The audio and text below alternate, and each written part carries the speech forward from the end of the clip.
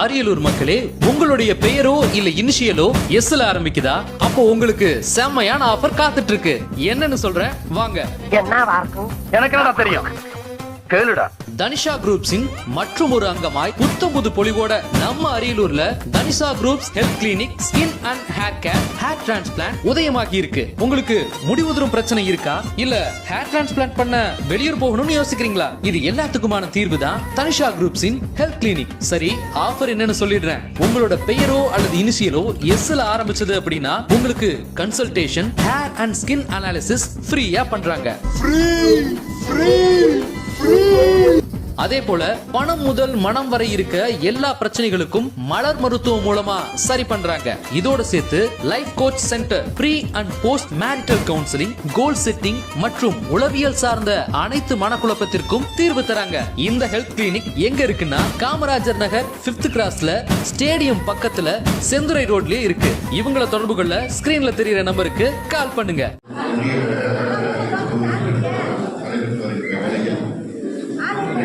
மாவட்டத்தில் நடைபெறுகின்ற அரியலூர் வடக்கு தலைமையில் இருக்கிற ஒன்றிய அமைச்சர் அன்புக்குரிய முத்துசாமி அவர்களே, ஒன்றிய செயலாளர் கரிவேணன் அவர்கள் சென்னையில் இருக்கிறார், அவரால் வர முடியவில்லை. நிகழ்ச்சியை தொகுத்து வழங்கப்பட்டிருக்கின்ற மாவட்ட இளைஞர் மக்கள் சோதரர் தேவி இளையராஜா அவர்களே, முன்னிலை வைக்கின்ற ஒன்றிய தலைவர் தர்மலிங்கம் அவர்களே, கனக சுந்தரேஸ்வரி அவர்களே, செல்லதுரை அவர்களே, கந்தசாமி அவர்களே, சரவணன் அவர்களே, ரவி அவர்களே, நிகழ்ச்சியில் சிறப்புரையாற்றிருக்கின்ற தலைமை கழகத்தின் சட்டத்திட்ட திருச்சக்குழு இணை செயலாளர் அன்பிற்குரிய சுபாஷ் சந்திரசி அவர்களே, பொதுக்குழு உறுப்பினர் அன்பிற்குரிய யா பாலர் அவர்களே, நிகழ்ச்சியில் பங்கேற்றிருக்கின்ற பல்வேறு அணிகளுடைய நிர்வாகிகள் ஜெயக்குமார் அவர்களே, ஆனந்த் அவர்களே, அன்பழகன் அவர்களே, கருப்பையா அவர்களே, கமலரசன் அவர்களே, முத்தமிழ் அவர்களே, சிவராஜ் அவர்களே, இளம்பள்ளி அவர்களே, கதிரவன் அவர்களே, மேகடா அவர்களே, உள்ளாட்சி பிரதிநிதிகள் ராணி மதியகன் அவர்களே, பாப்பா செல்வம் அவர்களே, ராஜகுமாரி அறிவழகன் அவர்களே, அபிநயா இளையராஜன் அவர்களே, ஆர்பி சிவகுமார் அவர்களே, கலைச்செல்வி நெடுஞ்செழியன் அவர்களே, தர்மன் அவர்களே, SKM கிருஷ்ணமூர்த்தி அவர்களே, சரோஜா கோவிந்தராஜ் அவர்களே, நன்றி விளையாட இருக்கின்ற உன்னித்தலை செல்வன் நெடுஞ்செழியன் அவர்களே, பெரும் திரளாக கலந்து கொண்டிருக்கிற கழகத்தின் முன்னோடிகளே, பெரியவர்களே, சகோதரிகளே, உங்கள் அத்தனை பேருக்கும் அன்பு கலந்த வணக்கத்தை தெரிவித்துக் கொள்கிறேன். நம்முடைய கழக தலைவர் தளபதி அவர்கள் இந்த பொது உறுப்பினர் கூட்டத்தை நடத்தி சொல்வதற்கு காரணம், முத்தமிழர் கலைஞருடைய 100ஆண்டு நிறைவு விழா இந்த ஆண்டு. அதேபோல வருகின்ற செப்டம்பர் 15ஆம் தேதி புகழ் விழா வருகிறது. எனவே அவற்றையெல்லாம் சிறப்பாக கொண்டாடுகின்ற விதமாக நம்முடைய பணிகளை சிறப்பாக செய்ய வேண்டும் என்று நம்முடைய முதல்வர் உத்தரவிட்ட அடிப்படையில் பொது உறுப்பினர் கூட்டம். இன்றைக்கு இன்னொரு தகவல் சொல்லியிருக்கிறார்கள். ஒவ்வொரு கிராமத்தில் இருக்கின்ற கொடிக்கம்பங்களையும் புதிதாக வண்ணமடைந்து புதிய கைது புதிய கொடி என்று ஏற்றி ஒப்புர விழாவை கொண்டாட வேண்டும். எந்தெந்த கிராமத்தில் எத்தனை கொடிக்கம்பம் இருக்கிறது என்ற கணக்கை ஒன்றிய கழகத்தின் வாயிலாக பெற்று தலைமை கழகத்தில் கொடுத்து சொல்லியிருக்கிறார்கள். எனவே வந்திருக்கின்றவங்களை எல்லாம் அன்போடு கேட்டுக்கொள்வது, இந்த ஒப்புர விழா கொடிக்கம்பம் புதிதாக அமைந்திருக்கிறார். அடுத்தது நம்முடைய தலைவர் கலைஞருடைய 100ஆண்டு துவக்க விழாவில் நம்முடைய மாவட்டத்தில் 100 ஊராட்சிகளில் திருமண பிரச்சாரம் நடத்தணும். இப்போ நிறைவு விழா 100 மிச்சம் இருக்கின்ற ஊராட்சிகளில் 100 ஊராட்சிகளிலே திருமண பிரச்சாரம் நாம் நடத்த வேண்டும். காரணம், தமிழ்நாடு இன்றைக்கு இவ்வளவு வளர்ந்திருக்கிறது என்றால் நம்முடைய தமிழக தலைவர் கலைஞர் தான் காரணம். இன்னைக்கும் வட இந்தியாவில் பல ஊர்களுக்கு பேருந்து வசதி கிடையாது. தமிழக சமுதாய எல்லா ஊர்களும் பேர் கொண்டிருந்தாரு. நாங்கள் பதில் சொன்னாங்கன்னா அதுக்குள்ள கோப்பிகளுடைய கலைஞர் குடிக்காடுக்கு பேருந்து வசதியே இல்லாமல் இருந்ததை விட்டு அவரே சாட்சி சொல்லிட்டார். முடிந்தவரை நம்முடைய பகுதியில் அந்த குறைகளை நிவர்த்தி செய்வதற்கு செய்து கொண்டிருக்கிறோம். இன்னும் ஏதாவது மிச்சம் இருந்தால் 1-2 கிராமம் இருக்கும். அதுவும் பார்த்தீங்கன்னா 50 வீடு 60 வீடு தான் இருக்கும். அது மாதிரி இடமா இருக்கும். சீனிவாசனுக்குள்ள மோரமொழி மாதிரி கடைசி ஊராக தான். அங்கே என்ன பஸ் மிஞ்சி கூட 2 பேர் வருவாங்க. அதுதான் பிரச்சனை. இப்போ அங்கே பஸ் கொடுத்தவருக்கு பிரச்சனை அது போட்டு தான் இருக்குது. ஆனால் வட இந்தியாவில் என்ன நிலைமைன்னா, நான் போன 10 நாளைக்கு 15 நாளைக்கு முன்னாடி டெல்லி போயிட்டு வந்தேன். டெல்லியிலேருந்து ராஜஸ்தான் மாநிலத்தில் மாவட்ட தலைநகர் அல்வார்னு ஒரு ஊர். அங்கே வந்து பஸ் தயாரிக்கிற அசோக் லைலாண்ட் கம்பெனி. நம்ம வாங்குற பஸ் அங்கே தயாரிக்காங்க. அதனால் அங்கே பார்க்க போனோம். 4 மணி நேரம் பயணம் டெல்லி தேசிய தலைநகர். அங்கிருந்து அந்த அல்வார் மாவட்ட தலைநகர் 4 மணி நேரத்தில் நான் மொத்தமாக பார்த்த பஸ் 4 பஸ் இதுவே நம்முடைய அரியலூர்ல கிளம்பி நீங்க திருச்சி போறதுக்குள்ள 1 மணி நேரத்துக்குள்ள எத்தனை பஸ் வரலாம்? 30-40 பஸ் வரலாம், அரசாங்க பஸ். அதிக நம்முடைய முதலமைச்சர் வளர்க்கிறது புது பஸ், மத்திய நேர பஸ் உட்பட எல்லா இடத்துலும் அந்த பேருந்துகளை பார்க்கக்கூடிய வாய்ப்பு இருக்கு. இது எப்ப வந்தது? 50 ஆண்டுகளுக்கு முன்னாடியே தலைவர் கலைஞர் கொண்டு வந்த திட்டம். எல்லா கிராமங்களுக்கும் பஸ் வசதி செய்ய வேண்டும். அதே போல எல்லா கிராமங்களுக்கும் மின்சார இணைப்பு கொடுக்க வேண்டும். எப்ப 1972 தலைவர் கலைஞர் முதலமைச்சராக இருந்த பொழுது கொண்டு வந்த திட்டம். எல்லா கிராமங்களுக்கும் மின்சாரம் அப்படியே போயிட்டு இன்னைக்கும் வட இந்தியாவில் 40% கிராமங்களில் மின்சாரம் கிடையாது. அப்படி கிராமத்தில் மின்சாரம் இருந்தால் எல்லா வீட்டிலும் மின்சாரம் இருக்காது. மின்சாரம் இப்படி இருந்தா ஒரு நாளைக்கு 4 மணி நேரம் 5 மணி நேரம் தான் வரும். இப்படிதான் மற்ற மாநிலங்கள்லாம் இருக்கு. நம்ம தமிழ்நாட்டில் தான் எல்லா இடங்களும் எல்லா தேவைகளும் கிட்டத்தட்ட பூர்த்தி செய்யும் அளவுக்கு வந்திருக்கிறதா தமிழக தலைவர் கலைஞர் அவர்கள் செய்து வைத்த அடிப்படைகள். இன்னைக்கு நம்முடைய அரியலூர் மாவட்டம், தனியார் மாவட்டம்னா இதுவும் தலைவர் கலைஞர் கொடுத்த மாவட்டம். எனவே அவருடைய 100ஆண்டு விழாவை சிறப்பாக கொண்டாட வேண்டியது நம்முடைய கடமை. இன்னைக்கு நம்முடைய முதலமைச்சர் ஒரு சிறப்பான ஆட்சி வழங்கி கொண்டிருக்கிறார்.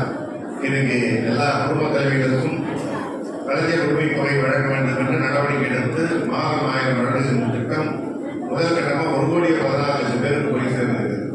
இந்தியாவில் எல்லா மாநிலத்திலும் இப்படி திட்டம் கிடையாது. இந்த திட்டத்தை அறிவித்த போது பல பேங்க்லேயே நினைச்சாங்க, எப்படி 1,14,00,000 பேருக்கு ஒரே நாளில் போய் பணம் சேர முடியுமா, இதெல்லாம் நடத்த முடியுமா? ஆனால் சாதித்து காட்டியிருக்கிறார் நம்முடைய முதலமைச்சர். இன்னும் சில பேருக்கு அது வரலங்கிற வருத்தம் இருக்கு, குறை இருக்கு.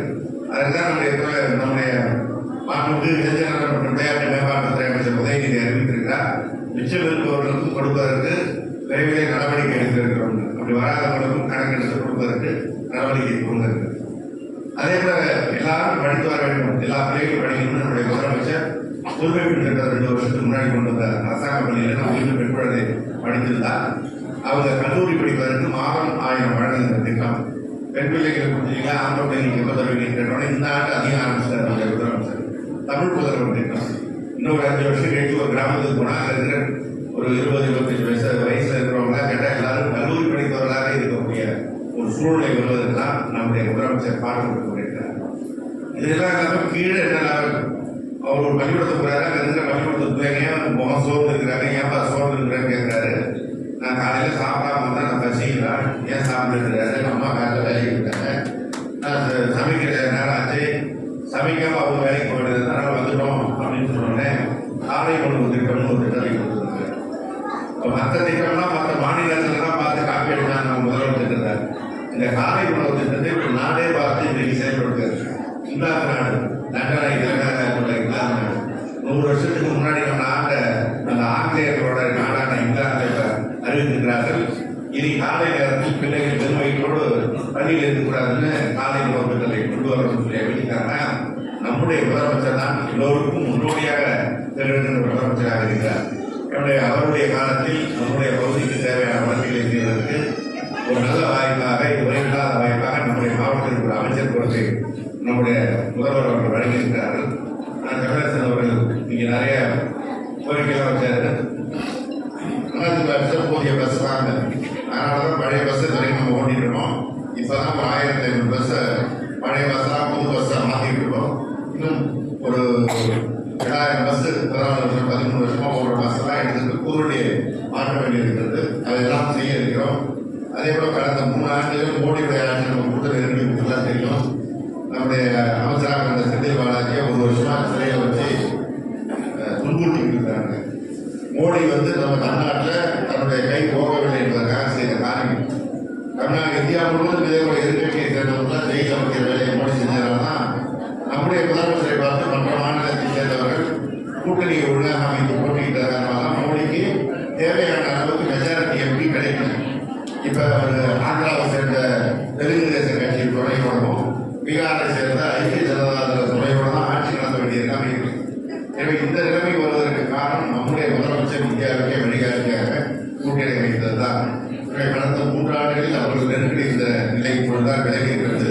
எனவே நம்முடைய முதலமைச்சருடைய திட்டங்கள் விரைவாக செயல்படுத்துவதற்கான நடவடிக்கை எடுக்கப்படுகிறது. நம்முடைய பகுதிக்கு இந்த என்ன தேவை என்கிற அந்த கோரிக்கையெல்லாம் உடனே கேட்டு அவர்களை செயல்படுத்துவதற்கு விரைவே மீண்டும் அந்த பகுதிக்கு நான் உங்களை சந்திக்க இருக்கிறேன் என்பதை தெரிவித்திருக்கிறேன். ஆனால் தமிழரசன் சொன்னாரு நீங்க கூட்டத்தை கண்டதுனால அரியலூருக்கு மாற்றாதீங்க. அரியலூர் நம்ம தொகுதி தான், தேவரம் நம்ம தொகுதி தான், பெரம்பலூர் நம்ம தொகுதி தான். நாடாளுமன்ற தேர்தலில் கூட்டணி கட்சி சார்பாக திருமாவளவன் போட்டியிட்டார். அவர் ஒரு நல்ல தலைவர், மக்களுக்காக பாடுபடுவார். இருந்தாலும் அவர் மீது ஒரு ஜாதி சாயத்தை பூசி சில பகுதிகளிலே சில ஏமாற்று வேலைகளை செய்து அவருக்கான வாக்குகள் கொடுக்கலாம். ஆனால் நாடாளுமன்ற சட்டமன்ற தேர்தல் வருகின்ற பொழுது அது போன்ற நிலை இல்லாமல் கடந்த சட்டமன்ற தேர்தல் போல் நாம் ஒரு வெற்றியை பெற வேண்டும் சொன்னால் கூடுதல் வாக்கு வித்தியாசத்தை வெற்றி பெற வேண்டும்.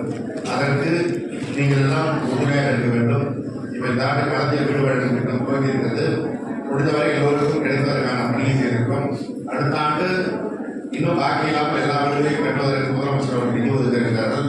யாருக்காவது விடுபட்டிருந்தால் அவற்றை நம்முடைய மாவட்ட அலுவலகத்தில் தெரிவித்தால் அவற்றையும் சேர்ப்பதற்கான நடவடிக்கை எடுக்கப்படும் என்ற செய்தியும் நேரத்தில் சொல்லி, இந்த மழை நேரத்திலும் இவ்வளவு பேர் இருந்து திரண்டிருந்தது மாத்திரமே ஒரு நேரம் இருந்து இந்த கூட்டத்தை சிறப்பித்தமைக்கு உங்களுக்கு எல்லாம் என்னுடைய நெஞ்சார்ந்த நன்றியை தெரிவித்து விடைபெறுகிறேன். நன்றி.